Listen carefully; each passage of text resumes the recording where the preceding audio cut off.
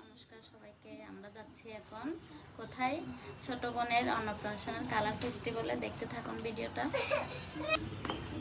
বাবা তোমাকে তো তোমার বাবা ওটা গেঞ্জি পরে দিয়েছে।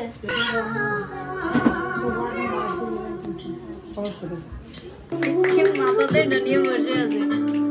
আরেকটা সুযোগ করে বলো। সরো হাত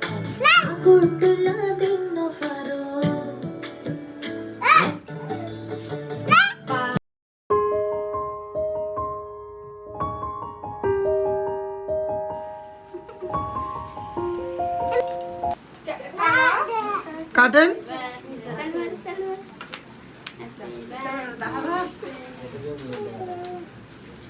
সবাই ধরুন না, সবাই ধরো না যে